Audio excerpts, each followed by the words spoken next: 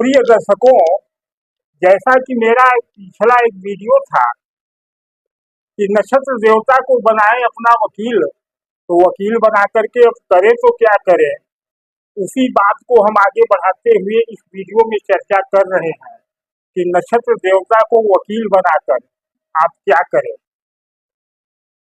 धन्यवाद, नमस्कार, आप सभी का स्वागत है हमारे चैनल पर।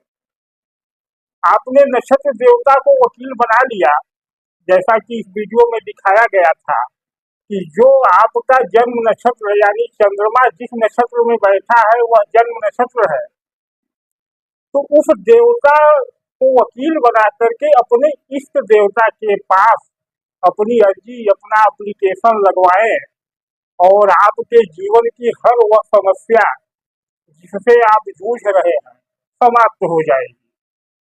तो पहली बात तो है कि इष्ट देवता कौन है आपका, कैसे पहचाने, चर्चा इस पर भी करेंगे और चर्चा इस पर भी करेंगे कि वह अर्जी, वह एप्लीकेशन आप कैसे लगा सकते हैं। तो आइए शुरू करते हैं वीडियो को। चैनल पर नए हो तो निवेदन है कि सब्सक्राइब कर लें, वीडियो को लाइक और शेयर अवश्य करें। यह वीडियो आपके बहुत उपयोगी हो सकता है, अतः स्किप न करें, पूरा देखने का कष्ट करें, तभी आपको समझ में आएगा। आप जानते हैं, जो भी थोड़ा बहुत ज्योतिष या कुंडली के विषय में ज्ञान रखते हैं, कि हमारे ज्योतिषाचार्य या धर्माचार्य जन्म कुंडली के 5वें भाव, पंचम भाव से इष्ट देवता का विचार करते हैं। सभी लोगों के प्रश्न आते हैं कि हमारा इष्ट देवता कौन है, तो 5वें भाव से इष्ट देवता का विचार करते हैं। और 5वें भाव में जिस ग्रह की राशि होती है, जैसे कि काल पुरुष की कुंडली में पंचम भाव में सूर्य की सिंह राशि है, तो सिंह राशि का मतलब सूर्य, और सूर्य से मतलब कि विष्णु भगवान, इस तरह से परिभाषित करते हैं कि आपके इष्ट देवता यह होंगे। मित्रों, दर्शकों, यह पूरी तरह से निराधार है। कोई कहता है काली आपकी इष्ट देवता है, देवी है, कोई कहता है शिव आपके इष्ट देव है। आप समझिए कि यह सभी तो क्या है, ईश्वर है। ईश्वर का मतलब संपूर्ण ब्रह्म, परम ब्रह्म। अब जो परम ब्रह्म है वह तो सबका है। क्या विष्णु की उपासना केवल मेष राशि या धनु राशि वाले करेंगे तभी लाभ होगा, अन्य कोई करेंगे तो विष्णु भगवान प्रसन्न नहीं होंगे? होंगे। बात आती है कि नक्षत्र देवता और इष्ट देवता। नक्षत्र देवता आपका वह खास पॉइंट है जो आपके लिए पैरवी करता है, और इष्ट देवता वह होता है जो आपके पक्ष में फैसले देता है। तो इष्ट तो आपका खास कोई होगा ना। इष्ट देवता की पहचान कैसे करें, हम पहले इस बात की चर्चा कर लें। कुंडली का पंचम भाव जिसका कारकत्व सूर्य के पास होता है, आप जानते हैं कि 5वें भाव में सिंह राशि आती है काल पुरुष की कुंडली में, तो 5वां भाव का कारकत्व सूर्य के पास है, और 5वां भाव है ज्ञान का भाव। तो ज्ञान का कारकत्व वास्तव में सूर्य के पास है।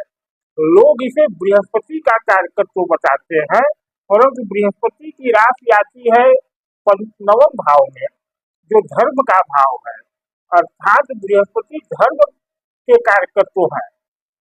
ज्ञान का कारकत्व सूर्य है, क्योंकि ज्ञान एक प्रकाश है और सूर्य प्रकाश के पुंज है।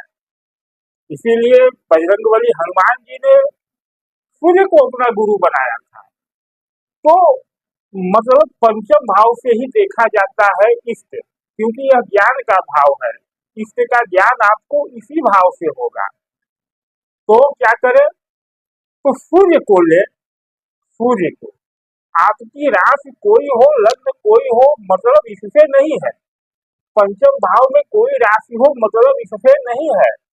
आप उस सूर्य को ले और सूर्य को देखें कि सूर्य आपके कुंडली में किस राशि में किस भाव में बैठा है। यह देखते हुए यह देखें कि सूर्य किस नक्षत्र में बैठा है।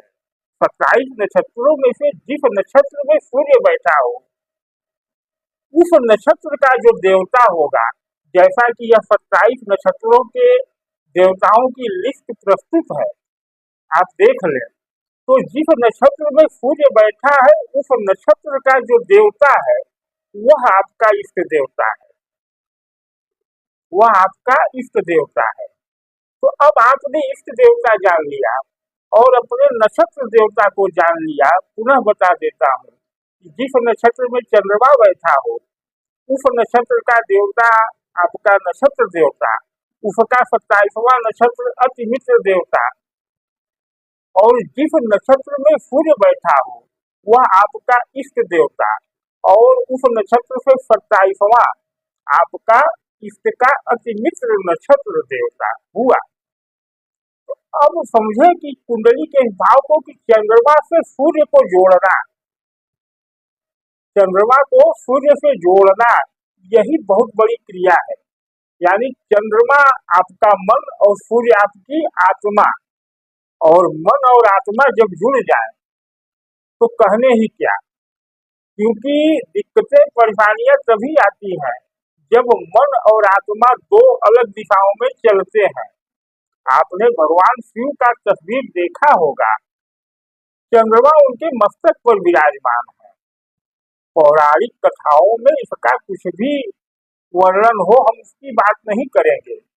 हम उस आध्यात्मिक विज्ञान की बात करते हैं कि चंद्रमा है मन, और सिर पे बैठाने का मतलब हुआ कि आत्मा और चंद्रमा मन एक हो गए, आत्मा और मन एक हो गए, अलग है ही नहीं, तब तो बात बनेगी। अब आपको यह कार्य तो हो गया कि आपने अपना इष्ट देवता जान लिया, अपना नक्षत्र देवता जान लिया। अब इनको एप्लीकेशन कैसे लगवाएं, दूसरा पॉइंट है। तो आ रही है गुरु पूर्णिमा। गुरु पूर्णिमा के दिन आप अपने इष्ट देवता को अपना गुरु स्वीकार करें और उनके स्वरूप में सूर्य की पूजा करें। और गुरु पूर्णिमा सूर्य के दिन रविवार को ही पड़ रही है। यहाँ से प्रारंभ करें। कैसे? हमारे साथ हम गुरु पूर्णिमा को लाइव कार्यक्रम प्रारंभ कर रहे हैं, जो प्रत्येक रविवार होगा सूर्य के लिए, क्योंकि सूर्य आपके आत्म तत्व है, आत्मा के कारक है, और सूर्य जिस नक्षत्र में बैठे हैं वही आपका इष्ट देवता है। तो आत्मा को आपके इष्ट देवता से जोड़ने के लिए हम प्रत्येक रविवार लाइव कार्यक्रम करेंगे। आप उसमें जुड़े और नक्षत्र देवता यानी चंद्रमा और सूर्य का देवता यानी इष्ट देवता को जोड़ने के लिए आपके लिए हम विशेष अनुष्ठान और हवन का प्रारंभ कर रहे हैं, जो प्रत्येक रविवार होगा गुरु पूर्णिमा के दिन। उसके लिए आपको करना क्या होगा?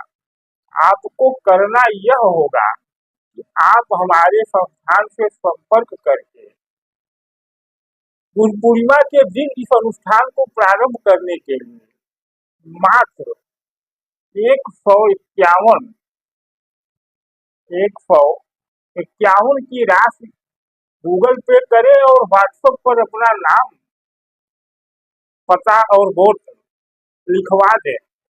निवेदन है कि फोन न करें, हम फोन नहीं उठाएंगे।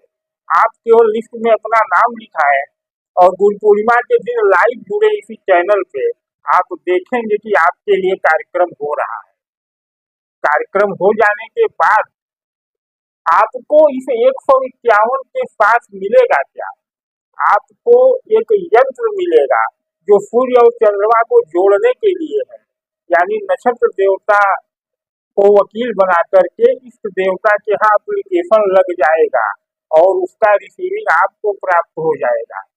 तो आप अपनी समस्याएं, बाधाएं हमको व्हाट्सएप करके और यह राशि पेमेंट करके व्हाट्सएप करें। आपको गुरु पूर्णिमा के बाद यह विशेष यंत्र मिलेगा और यह केवल कुछ लोगों के लिए ही है। हम केवल 101 यंत्र ही सिद्ध कर रहे हैं इस गुरु पूर्णिमा पर। तो यथाशीघ्र आप इसको अपना एप्लीकेशन डाल दें, बाकी लोगों के लिए यंत्र मिलेगा, लेकिन वह यंत्र और इस यंत्र में अंतर होगा, क्योंकि मूल्य में अंतर होगा। मूल्य में अंतर होगा। बाकी गुरु पूर्णिमा के बाद अगर कोई आप यंत्र को यानी चंद्रमा और सूर्य को संयुक्त करने का यंत्र प्राप्त करना चाहेंगे तो उस पर खर्चा अधिकतम आएगा। यह विशेष छूट गुरु पूर्णिमा के लिए। तो इस तरह से आप अपने इष्ट देव को पहचाने और चंद्रमा के यानी नक्षत्र देवता को वकील बनाने के लिए यह प्रयोग करें। देखें आपके जीवन में कितनी सुविधाएं उत्पन्न हो जाती हैं, आपकी हर इच्छाएं पूर्ण होने लगेगी। धन्यवाद, नमस्कार। आज का वीडियो यहीं तक। चैनल पर नए हो तो सब्सक्राइब करें, वीडियो को लाइक और शेयर करें। धन्यवाद।